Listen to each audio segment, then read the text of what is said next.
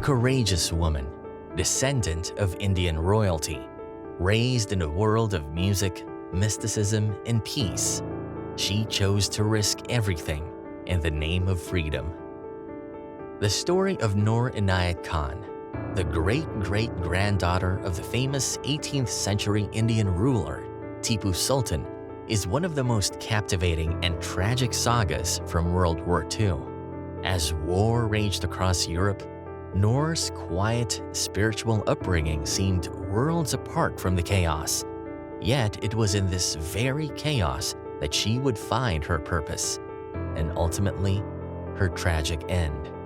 Noor's legacy is a tapestry of courage, sacrifice, and unwavering loyalty to the ideals of justice and freedom. Her journey from a peaceful, sheltered life to becoming a wireless operator for the British Special Operations, or SOE, stands as a testament to her unyielding spirit in the face of unimaginable adversity.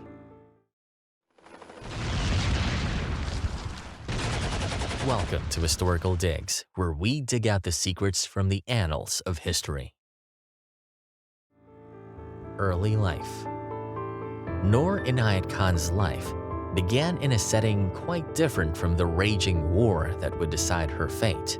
She was born on January 1, 1914 in Moscow as the eldest child of Hazrat Inayat Khan, a respected Indian Sufi teacher, and Aura Ray Baker, an American woman who had embraced the Sufi faith. Noor's father instilled in her a deep sense of universal love and peace, values that shaped her gentle, compassionate nature and guided her throughout her life. Noor was a direct descendant of Tipu Sultan, the legendary Tiger of Mysore, known for his fierce resistance against British colonial forces in India. Born in Russia amidst the political upheaval that foreshadowed the Russian Revolution, Noor and her family soon moved to London when she was just a few months old. There, in England, she grew up in an atmosphere filled with music and spirituality, immersed in her family's Sufi values. Imagine being born into a world of ancient royalty and Sufi teaching, only to later confront the evils of the most brutal war the world had ever seen. Noor's journey was no ordinary one. Noor was a quiet, sensitive, and mysterious child, often describing visions of fairies and expressing her love for the mystical. Her father's music profoundly influenced her. She learned to play several instruments, including veena, harp, and piano. Her family relocated to France in 1920, settling in Suresnes, a suburb of Paris. Here, Noor found herself a home, falling in love with French culture.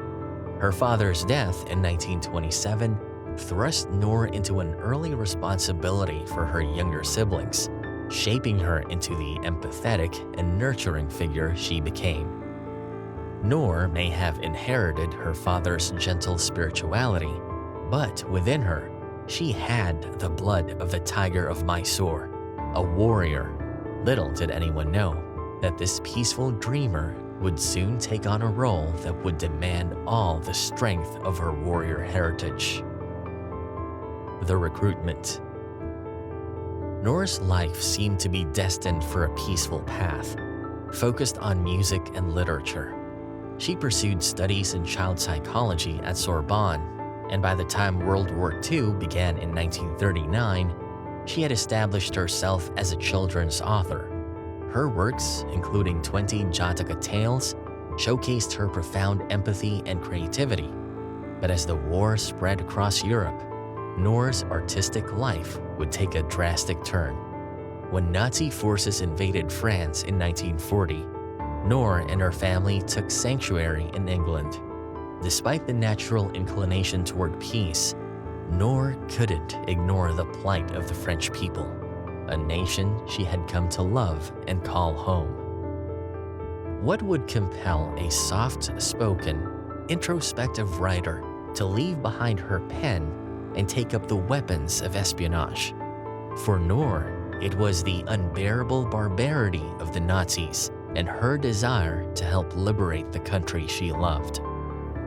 In November 1940, this inner conflict between her pacifist upbringing and the moral urgency to resist the Nazis eventually led Noor to volunteer for the Women's Auxiliary Force, or WAF, as a wireless operator. In a bomb-ravaged London, Noor excelled in her training, tapping into her disciplined nature.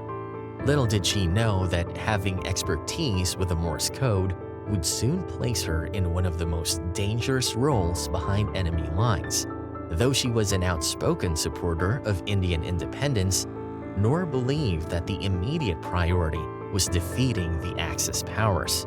She expressed a desire to bridge the gap between the British and Indian people by demonstrating bravery in the war, a sentiment that drove her to risk her life for the Allied cause. Noor's fluency in French and her expertise in wireless transmission caught the attention of the Special Operations Executive. The SOE was a secret British organization tasked with conducting espionage, sabotage, and supporting resistance movements in Nazi-occupied territories. Noor, with her perfect French, was an ideal candidate for operations in France.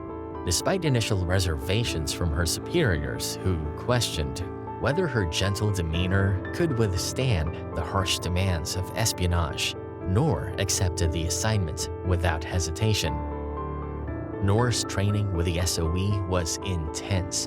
She learned the art of covert operations, including hand-to-hand combat, weapons training, sabotage techniques, and most importantly, advanced signaling and wireless transmissions. Despite being described as too gentle and lacking in ruse by her instructor, Noor proved resilient. Noor's transition from a quiet scholar to an undercover agent was nothing short of extraordinary. Her determination never wavered. She wasn't a natural soldier, but she pushed herself relentlessly through the rigorous training. Her instructors doubted her ability to succeed in the brutal world of espionage. They said she was too kind, too honest for the dangerous deceit that defines the life of a spy. One training report even claimed that Noor was not overburdened with brains, but Buckmaster, the head of SOE's French section, dismissed the critique. He saw bravery and conviction in Noor Inayat Khan that outweighed any physical shortcomings.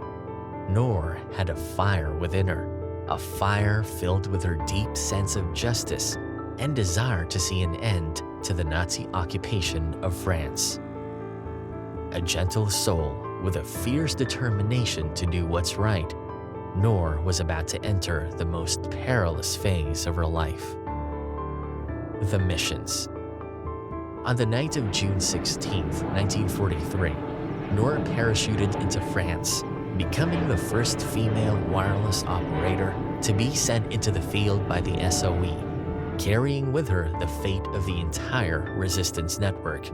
Her codename was Madeleine. She landed in a field northeast of Angers, where she met up with her fellow agents. However, the mission quickly turned perilous.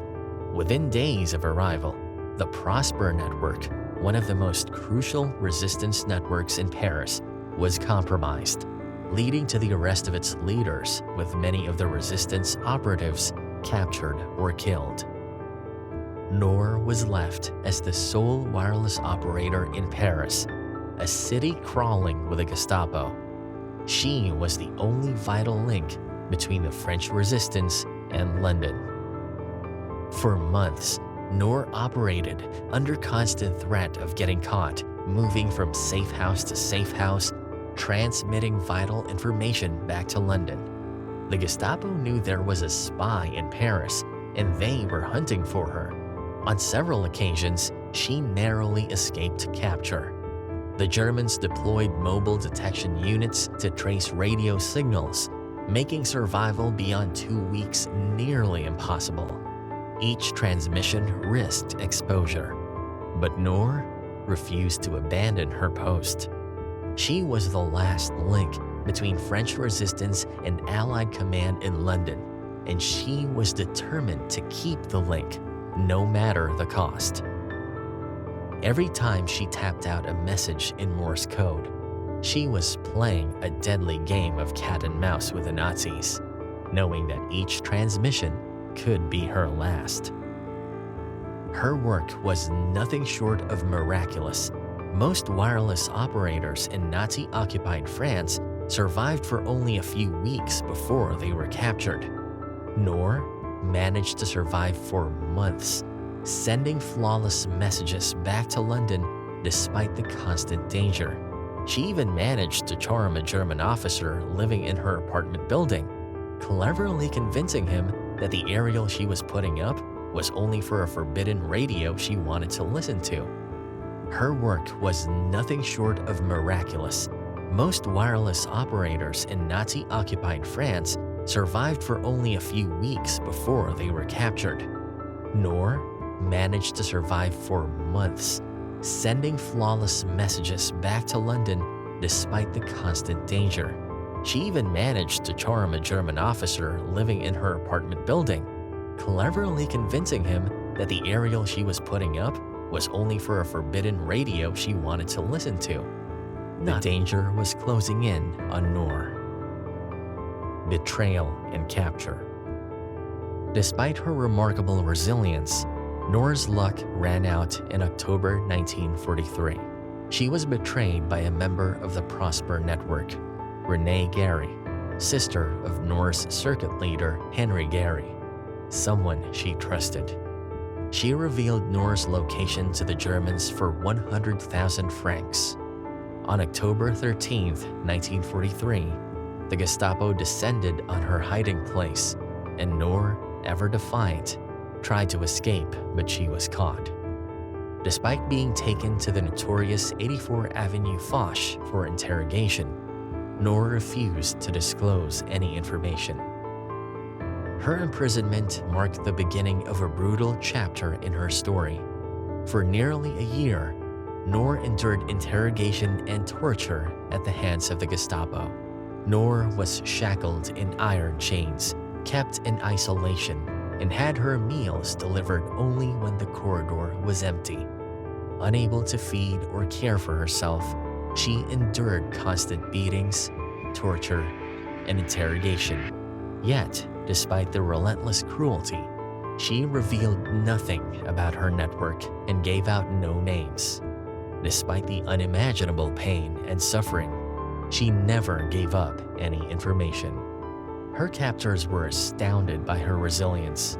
This quiet, gentle woman proved to be unbreakable. The Gestapo, aware of Noor's importance, labeled her a highly dangerous prisoner and transported her to Germany. Following her history of escape attempts, she was pressured by the Germans to sign a declaration that she would make no further escape attempts. When she refused to sign, she was eventually sent to the Pforzheim prison, where she endured 10 months of solitary confinement and was beaten. Still, she didn't give up. In a tremendous show of willpower, Noor even attempted to escape not once, but twice. Her final attempt involved sneaking out through a skylight with 2 other prisoners, only to be thwarted by the very air raids that should have been their salvation. Caught again, she was subjected to even harsher conditions. Yet Noor's resolve remained unshaken. If this escape had succeeded, it would have been recorded as one of the most daring escapes of World War II, ranking along with the legendary escapes from Colditz Castle and Stalag camps. Imagine the strength it takes to endure months of solitary confinement, knowing that with just one word, suffering could end. Yet Noor's resolve never shattered. The execution. Later, in September 1944, Noor was transferred to the notorious Dachau concentration camp in Germany. Her fate was sealed. But even in the fate of certain death, Noor's spirit didn't bow. On the morning of September 13, 1944, she and 3 other female SOE agents were executed by a single shot to the back of her head by a Nazi firing squad. As Noor Inayat Khan took her final breath, she uttered the word liberté, freedom, a powerful testament to her unwavering commitment to the cause she had fought for. In her last moments, she chose to prioritize liberation over her own life, symbolizing the ultimate sacrifice for the ideals of freedom and resistance. Noor Inayat Khan was just 30 years old when she gave her life for the cause of liberty.